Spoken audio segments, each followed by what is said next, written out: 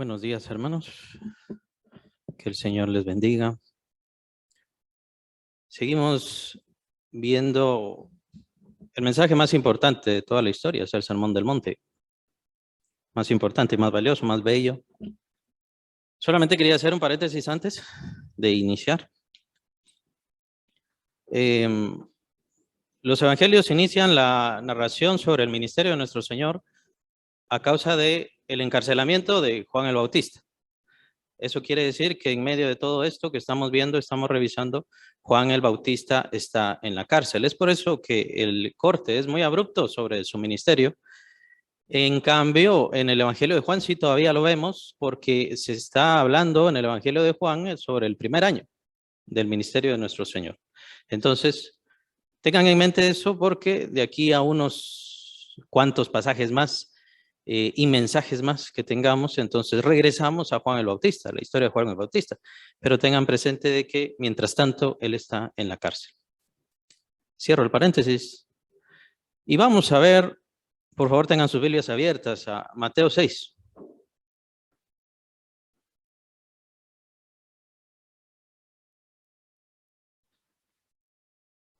El afán y la ansiedad, Mateo 6, versículo 25. Hemos leído un pasaje que está en el capítulo 7, que habla acerca de la bondad de Dios. Y este pasaje, el afán y la ansiedad, a partir del versículo 25, también nos habla acerca de la bondad de Dios. No sé si se recuerdan, pero hace 2 semanas estuvimos revisando el capítulo 6 precisamente, pero al principio, y estuvimos viendo cómo el Señor nos daba todas estas características y grandes particularidades sobre la teología. La teología que desata el Señor es de una forma formidable y maravillosa. Y ahora nos da esta teología, este tiempo de teología que espero el Señor me ayude a poder expresárselas para que el mensaje lo retengan completamente. Se le llama teología propia. De acuerdo con la teología sistemática, se le llama teología propia. Es el estudio de Dios, pero más específicamente es el estudio del Padre Celestial. ¿Y quién más nos va a enseñar acerca del Padre? ¿Y quién más podía enseñarnos acerca del Padre sino solamente el Hijo de Dios? Solamente estos pasajes de este mensaje, el Sermón del Monte, nos enseña tantísimo sobre Dios. Y espero, por favor, que tengan toda su atención. Versículo 25 dice, por tanto os digo, no os afanéis por vuestra vida, qué habéis de comer o qué habéis de beber, ni por vuestro cuerpo, qué habéis de vestir. ¿No es la vida más que el alimento y el cuerpo más que el vestido? Al final vamos a ver qué es la vida. Versículo 26, mirad las aves del cielo, que no siembran, ni ciegan, ni recogen en graneros, y vuestro Padre Celestial las alimenta. ¿No valéis vosotros mucho más que ellas? Las aves del cielo. Hemos venido hablando acerca de lo figurativo que es el Señor y de todos estos símbolos que Él utiliza constantemente.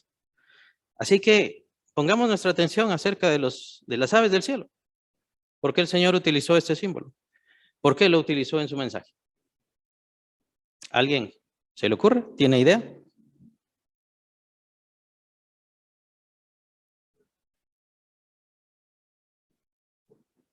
Por lo frágiles que son. ¿Será?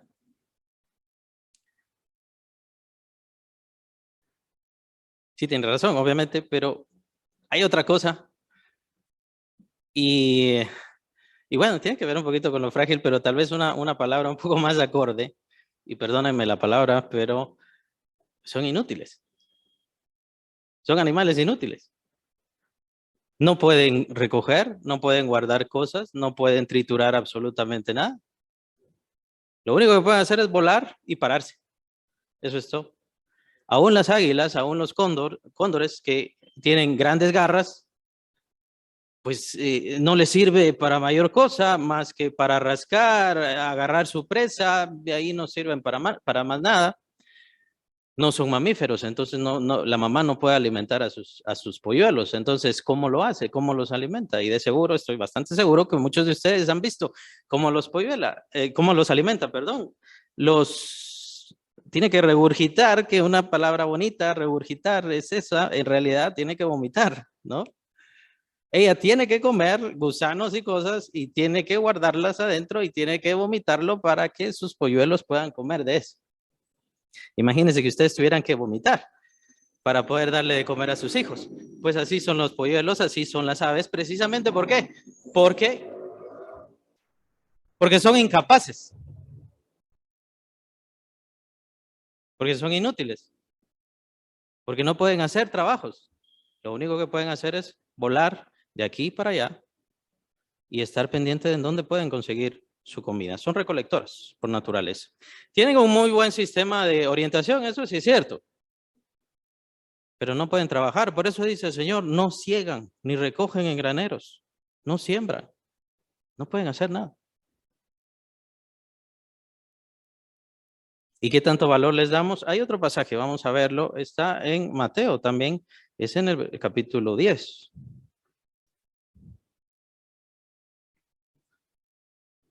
Mateo capítulo 10, versículo 29 dice, no se venden 2 polluelos por 1 cuarto, con todo, ni uno de ellos cae a tierra sin vuestro Padre. Está hablando del Padre Celestial. Pues aún vuestros cabellos están todos contados. Ahí está hablando de nosotros. Nuestros cabellos están todos contados. Eso lo vamos a dejar aparte para en un momento. ¿Qué tanto valen estos pajarillos? Dice el Señor, 2 pajarillos valen 1 cuarto. Más o menos haciendo una conversión, ese cuarto significaría como $1. Más o menos. 2 pajarillos por $1. A lo sumo, $2, ¿no? ¿Cuánto es en quetzales eso? 16 quetzales, 15 quetzales, por ahí.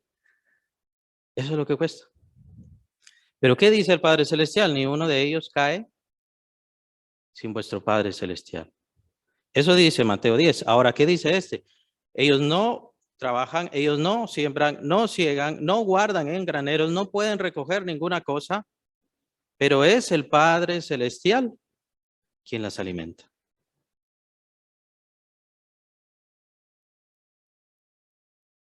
Así que tenemos que imaginarnos, tenemos que tratar de concebir, tratar de pensar.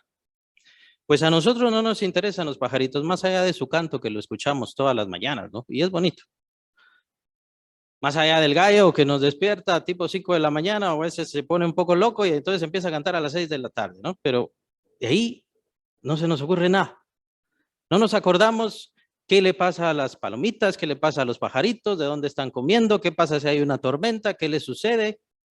No nos importa. Pero a Dios sí le importa. Y Dios está pensando. ¿En dónde? ¿En dónde les voy a dar comida? ¿A quién voy a poner que les dé comida? Les voy a poner un sistema de orientación para que vayan a este lugar y vayan a este lugar, a esos pajaritos que no valen nada. Apenas $1. Apenas 8 quetzales. ¿No? El Señor se acuerda. ¿Qué clase de mente tiene que tener Dios para tener presente a todos los pajaritos de todo el mundo? Y tener tanta preocupación que tiene que ir a cuidarlos y buscarles y darles y mostrarles en dónde pueden comer. Por supuesto que mueren, lo vemos en el capítulo 10. El Señor lo tiene todo determinado, pero incluso su muerte el Señor la tiene determinada también. No una predestinación, simplemente ahí está el Señor. Conoce exactamente el tiempo de vida, cuánta vida le ha dado, hasta dónde llegará su vida y sobre todo, como vemos capítulo 6 de Mateo, que tienen que regresar, por cierto, les alimenta. El Señor se preocupa.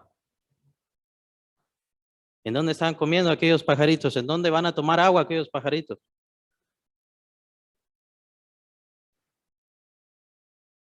Qué interesante es esa mente, ¿no? Ese cuidado de Dios. El Señor no solamente los creó y ya estuvo. El Señor no simplemente los hizo, ya están, ya, vayan. Los cuida. Es su creación. Son sus seres. Le pertenecen. Él les ha dado vida, como dice el libro de Génesis, Él les ha dado ese espíritu de vida. Qué maravilloso. Solamente ahí estamos encontrando una teología inmensa acerca de nuestro Padre Celestial. Aquel que se preocupa incluso por los pajarillos, que se preocupa por lo más sencillo, por lo más elemental. Aquello que nosotros despreciamos como si no fuera nada, el Señor se acuerda que le caiga bien esta comida, que le sirva esta comida. Aquí tienen agua, pueden beber esta agua. Es un Dios protector, es un Dios cuidador, es un Dios de piedad. Es un Dios que no mira las cosas pequeñas como son pequeñas e insignificantes, no valen nada. Así somos nosotros, así pensamos nosotros. Pero Dios no es así. Dios no piensa de esa forma. Todo lo que ha creado, lo ha creado bien y lo sigue cuidando y protegiendo.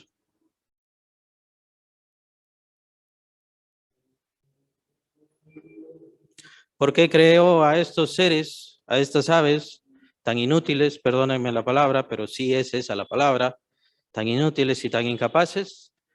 Lo contestaremos en un momento. Versículo 27, regresamos, como les dije, Mateo 6, 27. ¿Y quién de vosotros podrá, por mucho que se afane, añadir a su estatura un codo? ¿Y por qué? ¿Y por el vestido? ¿Por qué os afanáis? Considerad los lirios del campo. ¿Cómo crecen? No trabajan ni hilan, pero os digo que ni aun Salomón, con toda su gloria, se vistió así como uno de ellos. Los lirios del campo. ¿Qué son los lirios? Los lirios son florecitas que tienen aproximadamente entre 5 a 6 pétalos grandes. Más o menos hay unas 110 variantes, porque me puse a estudiar en el diccionario, no porque yo sepa nada de botánica, la verdad no. Pero hay muchas variantes y son muy hermosas. Ustedes pueden buscar solamente con lirios o también son las que se llaman azucenas. Las azucenas son los lirios del campo. Y los colores que emiten, que dan, que tienen estas bellas flores no solamente son muy variadas, sino que son muy hermosas. Y el Señor Jesús dice, ni aún Salomón se vistió así. Dios las viste así, pero ni siquiera Salomón las viste así. ¿Qué comparación tan importante la que hace acerca de Salomón? Recordemos a este gran rey Salomón, maravilloso rey. Lastimosamente tuvo un final decadente, se alejó de Dios. Y esa fue la prueba de su devastación y de la ruina precisamente del pueblo de Israel. Pero tan grande era su gloria, y es eso lo que señala nuestro Señor, tan grande era su gloria que simplemente les comentó, para quienes no saben o para que se recuerden, que Él hizo un trono grande y que a los dos lados del trono habían un león, a cada lado. Un león de oro puro en ese trono. Entonces, ¿se imaginan esa sala del trono? ¿Se imaginan ese lugar tan maravilloso, tan lleno de cosas grandiosas? Y simplemente la Biblia nos expone qué tan maravilloso era este trono. Tanto dinero tenían y por supuesto había paz, porque era un reino de paz. Precisamente Salomón significa el pacificador o hijo de paz. Pues no había guerra, no había lucha. Bueno, pero de todas maneras Salomón tenía sus guardias. ¿Y qué pasó con sus guardias? Como no había lucha ni ninguna cosa, sino simplemente era para guardar al rey, para protegerlo, para estar ahí con él, pues a sus guardias, y tanta era la riqueza, a sus guardias, a cada uno de ellos les hizo un escudo de oro. Los guardias de la ciudad.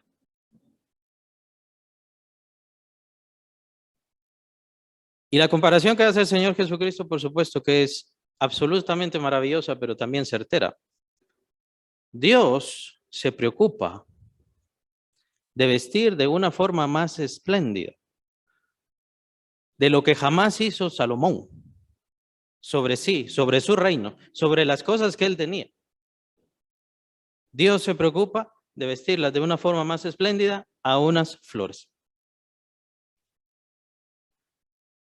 Dios le da más belleza a unas flores que hoy están y mañana ya están muertas. Es una comparación formidable. Es una comparación preciosa, que nuevamente nos habla de esos detalles tan gloriosos de ese Padre Celestial, al cual nosotros no conocimos, sino conocimos hasta que vino nuestro Señor Jesucristo, y Él siendo el Hijo de Dios, nos muestra esta maravilla. Salomón, con toda su gloria, con toda su sabiduría, con toda su inteligencia y con toda su maravilla, no logró vestir su reino, vestirse a sí mismo, de tal manera como Dios viste las flores que hoy están y mañana ya no. ¿Y por qué lo hace eso Dios? ¿Le gusta desperdiciar? Sabemos que tiene una función lógica, elemental. Sabemos que el color en las flores, al igual que el perfume, atrae a los insectos. Y los insectos, precisamente, que vienen a tomar su néctar y alimentarse de ese néctar, que las aves casi no pueden hacer, solamente hay el colibrí, si no estoy mal, es la única que puede comer de ese néctar. Ni siquiera eso lo pueden hacer todas las demás aves. Pero las flores atraen a estos insectos precisamente porque eso les ayuda en su método y en su forma de reproducción. Las flores así se reproducen por medio de estos insectos. No lo voy a contar todo porque nos vamos a llevar mucho tiempo, pero para eso es. Tiene una función lógica, tiene una función elemental. Las embellece precisamente para atraer a aquellos insectos, lo cual me hace entender, lo que no dice el Señor es que el Padre Celestial incluso se preocupa de los insectos y de darle de comer a los insectos, porque por esa razón es que viste a las flores.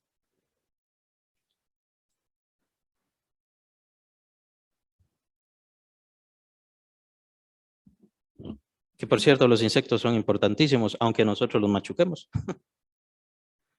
Son importantísimos para nuestra vida y para toda la ecología. De hecho, dependemos de los insectos. No me voy a poner a, a discutir sobre todo eso, pero sí, dependemos de los insectos, más específicamente de las abejas. El Señor que se preocupa, el Padre Celestial que está preocupado de las pequeñas especies, de los insectos, de dónde comen los insectos, de dónde se van a resguardar. Ese es nuestro Dios. Ese es el Padre Celestial.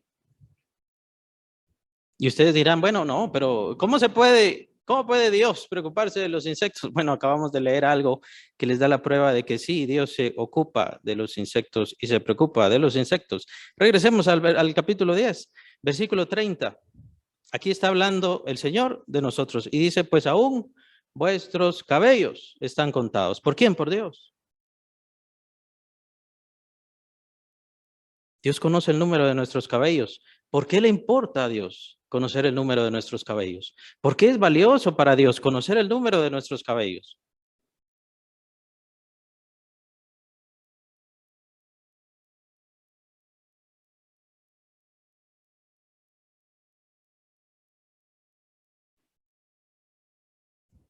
Hermanos, tenemos que reconocer que vivimos tan alejados de Dios y esto es por culpa del pecado. Y no les estoy diciendo es que ustedes son pecadores. No. Es que fuimos infectados del pecado de tal manera que nos sentimos tan solos y tan abandonados que no logramos darnos cuenta, que no logramos ver y percibir de ese gran Dios que se preocupa de las aves, que se preocupa de los insectos, que se preocupa de las flores, pero a mí me olvidó. No sé qué le está pasando a Dios, de plano está muy ocupado.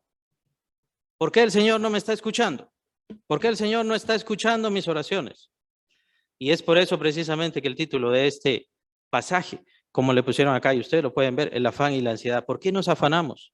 ¿Por qué nos afanamos si tenemos un Padre Celestial tan importante, tan glorioso, tan valioso, que incluso se preocupa de contar cada uno de nuestros cabellos? Pero no me está oyendo para darme un trabajo o para sostenerme. ¿Será cierto? ¿Será así? El Señor no me quiere dar lo que yo le estoy pidiendo. ¿Será así?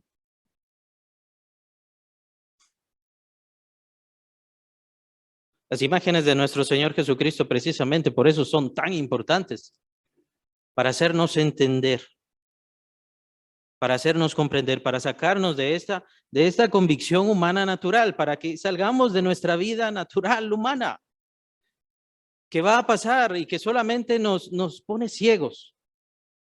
Y como dice el Señor, y se lo dijo varias veces a sus discípulos, hombres de poca fe. Y lo dice acá también, hombres de poca fe.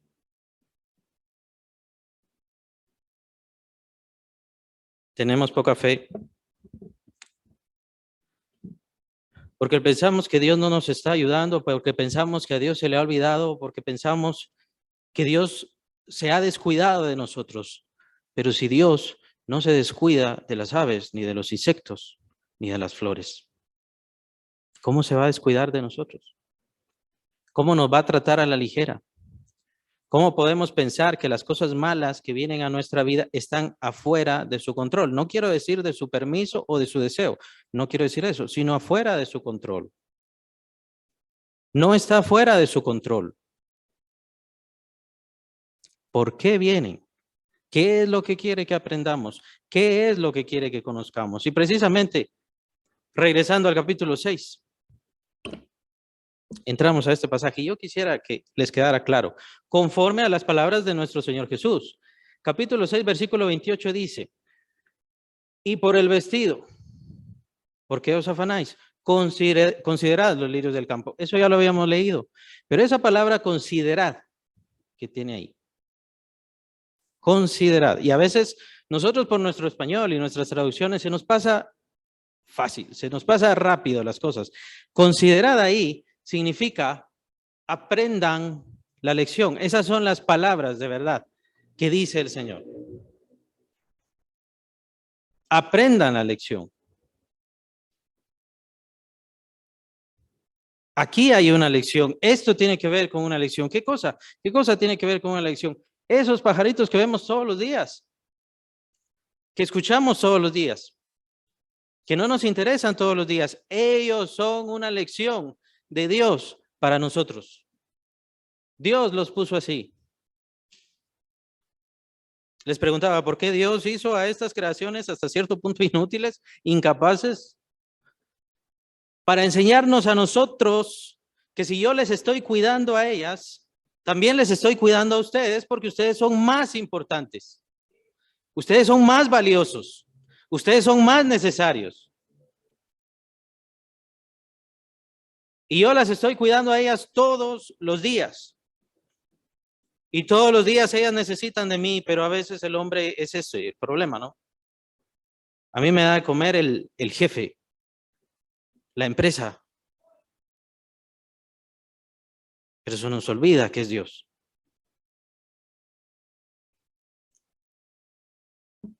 Yo como por el cheque que recibo cada mes o cada quincena, pero se nos olvida que en realidad es Dios. En todo sentido es Dios. En toda forma es Dios.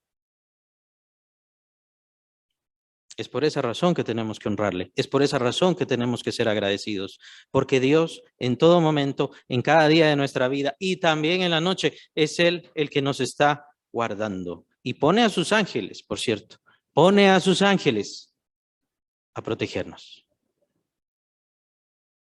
Ese es nuestro Dios. Aprendamos la lección.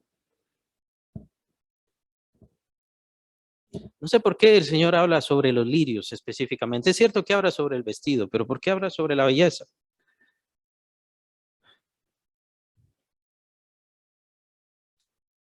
Me llama la atención, hermanos, porque ustedes se sienten feos, se sienten feas, se sienten desagradables. Les pregunto, pero si fue Dios quien les ha creado. Y si Dios ha creado las flores con esa belleza,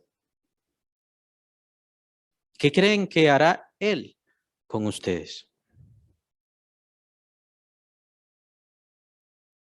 Vean, la belleza ha sido muy satanizada específicamente por la Iglesia Católica y también por los círculos legalistas. Pero la iglesia, la belleza, perdón, es una virtud de Dios. Dios tiene belleza y Dios da belleza. Que esa belleza se puede marchitar por un tiempo, por supuesto. Precisamente por eso habla de los lirios. Que esa belleza se acaba solamente por un momento, sí, pero es solamente por un momento.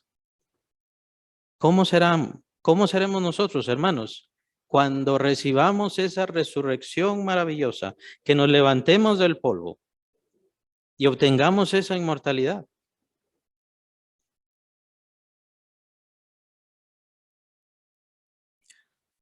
Y tal vez ustedes dirán, bueno, hasta entonces me voy a ver bello o bella, hasta entonces voy a ser agradable, ¿no? No, porque Dios ya nos ve así, porque Dios ya nos ve de esa manera. Somos los hijos hermosos de Dios. Él está haciendo una obra grandiosa en nosotros. Cuando creó las aves, le dijo al mar, porque eso nos dice los primeros capítulos de Génesis, le dijo al mar que creara las aves, que se hicieran las aves. Cuando creó las bestias, los animales de la tierra, le dijo a la tierra que se hiciera, que se formara esos animales. A nosotros está bien, nos formó a través de Adán, pero aún nos sigue formando, aún nos sigue transformando, aún sigue desarrollando en nosotros una obra creativa esplendorosa que no nos damos cuenta y que no lo aceptamos y que no lo entendemos. El problema no es lo que Dios no hace o sí hace, el problema es que nosotros no le creemos. Ese es el problema. Y no le creemos porque no le queremos creer. Y no le creemos porque solamente nos quedamos con lo que vemos en el espejo todos los días. Y no nos damos cuenta que aún sobre esta tierra está la grandeza y la maravilla de Dios, pues Dios está cuidando a todos los seres que ha creado. Y participa íntegramente, completamente en su vida, incluso en su muerte. Lo dice el Señor, ya lo acabamos de ver, capítulo 10 de Mateo. El Señor no nos ha olvidado. El Señor no nos ha hecho a un lado. No tiene trabajo. Confía en el Señor.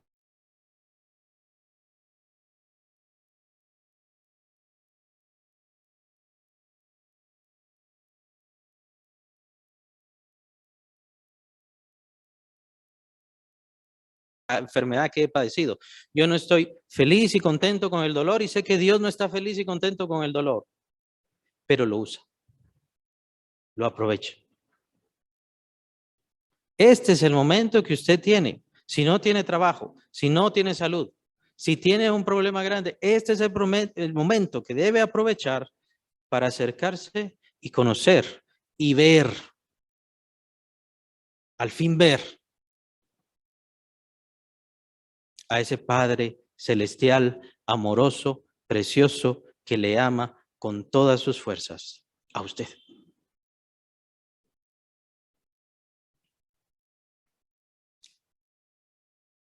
A mí me da mucha pena ver a cristianos que se alejan del Señor por cualquier cosa, incluso por el trabajo, aun cuando el trabajo es importante y la responsabilidad es importante, pero se alejan del Señor. Es que ninguna cosa vale la pena. Es que ninguna cosa es tan importante, es que ninguna cosa es tan necesaria.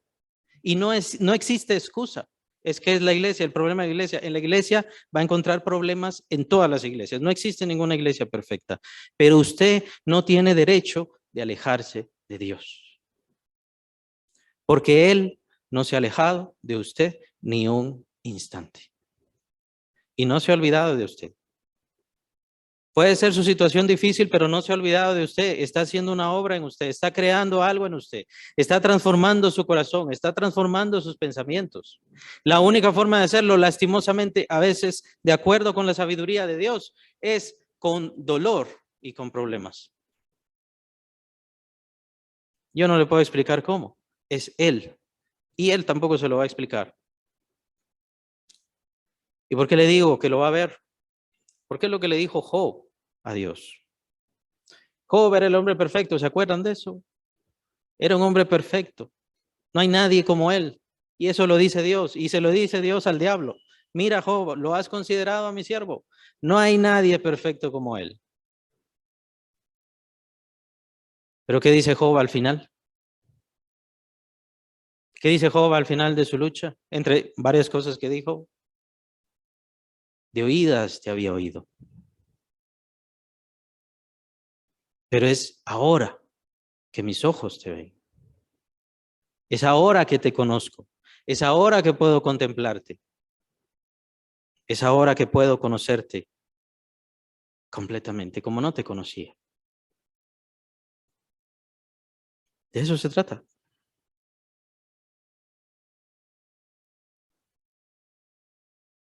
De eso se trata la vida. De conocer a Dios. Que es precisamente la última figura. La lectura que sí leímos antes de iniciar el mensaje. Capítulo 7 de Mateo. Pedid y se os dará, versículo 7. Mateo 7, 7.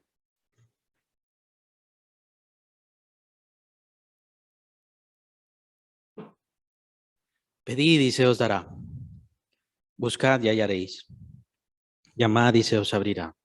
Si tenemos a este Padre Celestial tan maravilloso, ¿qué nos impide recibir tantos bienes y bendiciones de Él? Porque todo aquel que pide, recibe, y el que busca, halla, y al que llama, se le abrirá. ¿Cuál es la figura que nos da el Señor? La figura más valiosa de todos. ¿Qué hombre hay de vosotros? Versículo 9. ¿Qué hombre hay de vosotros que si su hijo le pide pan, le dará una piedra? O si le pide un pescado, le dará una serpiente. Pues si vosotros siendo malos sabéis dar buenas dádivas a vuestros hijos, cuánto más vuestro Padre que está en los cielos dará buenas cosas a los que le pidan.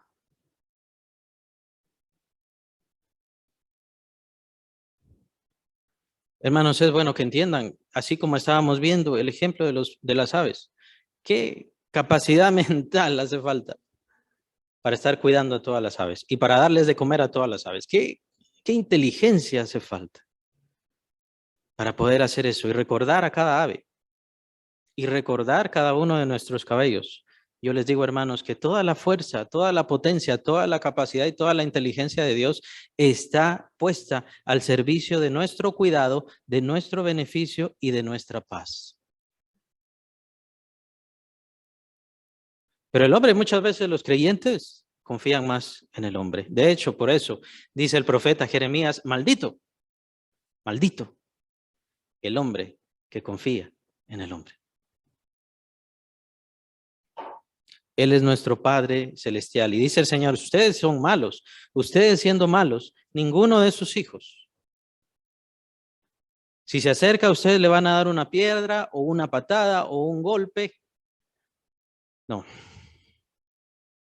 Cuánto más vuestro Padre Celestial, y ese es el corolario tan maravilloso, ¿no? Él es nuestro Padre. Él no tiene una relación de hay que darle de comer a este, hay que darle de vestir a esta otra persona. Él tiene deseo de ser padre de todos. Él tiene deseo de tener cuidado por todos. ¿Todos somos hijos de Dios? No, sabemos que no. El primer capítulo de Juan lo dice claramente. Solo aquellos que le hemos recibido. Pero Él tiene el deseo, como dice también la Escritura, de que todos se arrepientan. Que todos se arrepientan. Y esa es la vida eterna, que conozcamos al Padre Celestial. Entonces, ¿cuál debería ser nuestro afán? Y por cierto, con esto, es un ejemplo nada más lo de las aves, no quiere decir que no trabajemos. De hecho, la Biblia nos manda a trabajar y Dios por eso nos ha dado nuestras manos y nuestra inteligencia para trabajar y esforzarnos y hacer. Pero es gracias a Él.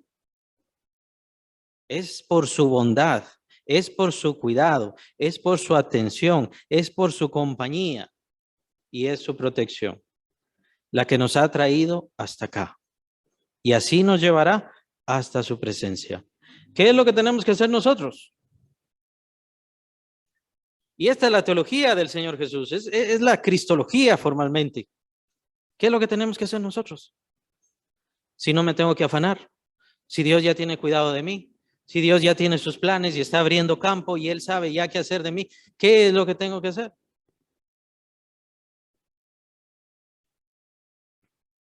Versículo 33, capítulo 6. Perdonen que lo llevo de un lado a otro. Pero este es el propósito de nuestras vidas como creyentes. Y estoy bastante seguro que conocen este pasaje. Versículo 33. Mas buscad primeramente el reino de Dios y su justicia. Y ojalá que se lo aprendan de memoria. Y ojalá que lo reciten todos los días. Mas buscad primeramente el reino de Dios y su justicia. Y todas estas cosas os serán añadidas. Y les digo que se lo aprendan, hermanos, porque la verdad es que muchas veces ni siquiera sabemos qué significa buscar el reino de Dios. Sabemos que el reino de Dios vino con el Hijo de Dios, pues Él trajo el reino de Dios, Él trajo la gracia. Y por supuesto trajo el Espíritu Santo. Cuando Él fue al cielo, cuando fue al Padre, dice, yo os enviaré al Consolador. Ahí entonces viene el Espíritu Santo, viene a morar a nosotros y nosotros entramos a este reino glorioso que es el reino de Dios. Pero ¿qué pasa con ese reino?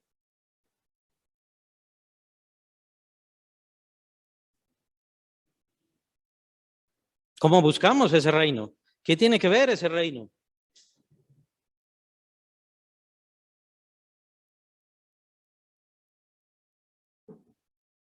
Ese es el fin principal de la ley de nuestro Señor.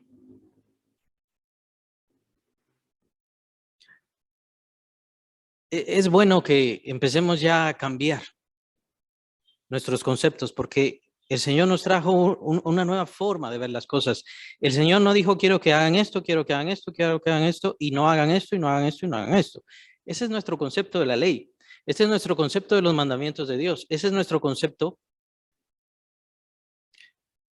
de Dios, formalmente. Nuestro concepto es que Dios es un ser enojado, un ser molesto, un ser iracundo y que tenemos que complacerlo con buenas obras o con buenas acciones. Y es completamente equivocado. Obviamente ese es un concepto satánico. ¿Cuál es el propósito del Señor? ¿Cuál es el propósito de la ley de Cristo? ¿Por qué Él nos manda que hagamos cosas? Hermanos, es para que el reino de Dios viva en nosotros y viva en nuestros hogares.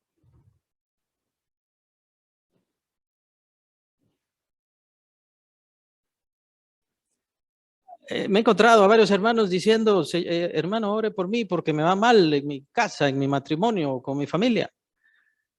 El punto, hermano, es qué es lo que está haciendo usted. Si no se trata de oración, sí, obviamente hay que orar porque tenemos que encomendarnos al Señor, que su obra se haga, pero ¿qué es lo que está haciendo usted? ¿En qué está cambiando su corazón? ¿En qué forma está cambiando su mente? Porque si usted sigue siendo el mismo hoy y de aquí a dentro de un año, usted no está haciendo nada.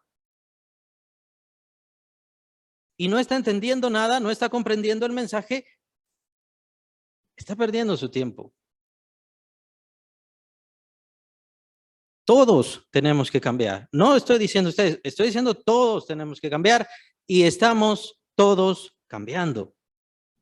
Y no le estoy hablando de que tiene que vestirse de esa forma, las mujeres no se tienen que maquillar, como dicen los legalistas, y todas esas cosas. Y esas cosas no tienen nada que ver con el cambio y con la transformación.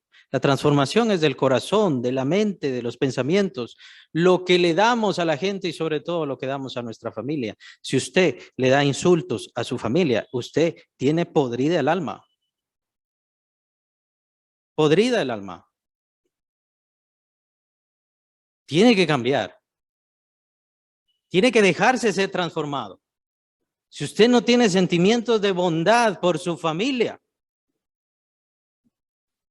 tiene que dejarse ser transformado, transformada por el Espíritu Santo, que le muestre el amor, que le muestre la paz, que le muestre la felicidad, porque de seguro usted no la conoce y como dice el apóstol Pedro, se lo dice a Simón el Mago, tú estás en una prisión de amargura. Ahí nos quiere meter el diablo, en prisiones de amargura. A través de nuestra mente, a través de nuestros pensamientos. No, pero yo soy libre. No. Son esclavos de la amargura, son esclavos del rencor, son esclavos del enojo, son esclavos de los vicios o de lo que sea.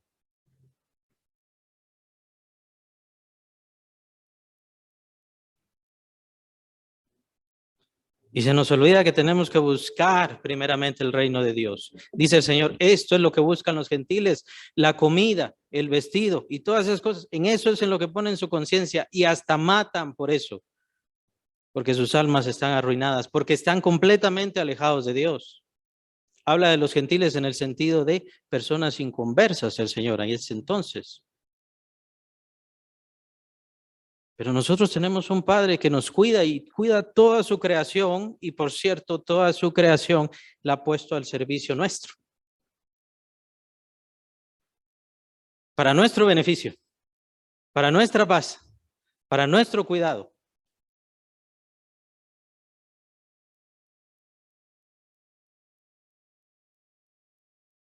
No solamente son para comer.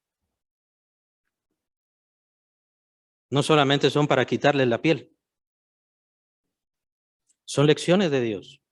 Son enseñanzas de Dios que a nosotros se nos olvida. Uno de mis himnos favoritos es aquel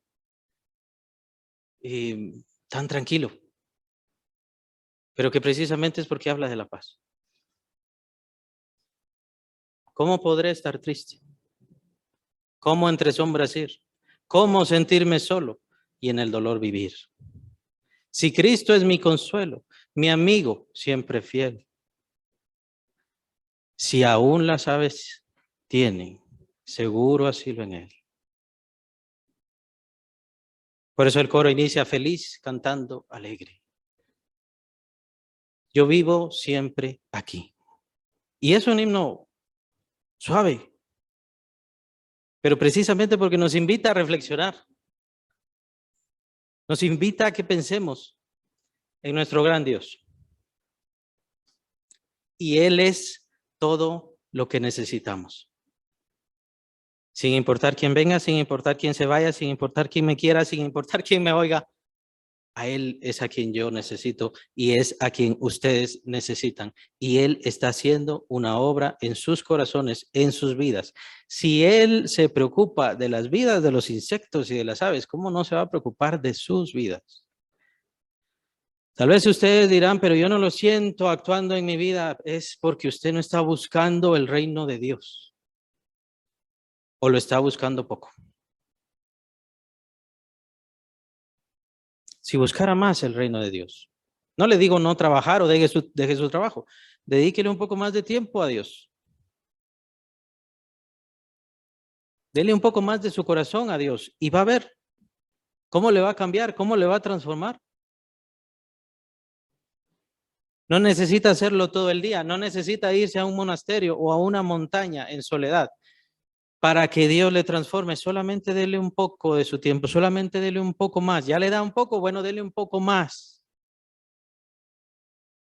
Y deje que Él transforme su corazón. Principalmente, dele el cuidado de su vida a Dios. Eso es lo que nos está diciendo el Señor. Dele el cuidado de su vida a Dios. Él sabe. Él es el Padre Celestial que tiene cuidado, que tiene preocupación de todos nosotros. Él sabe lo que está haciendo con nosotros. Y no nos ha olvidado y nunca nos va a olvidar. Que el Señor les bendiga.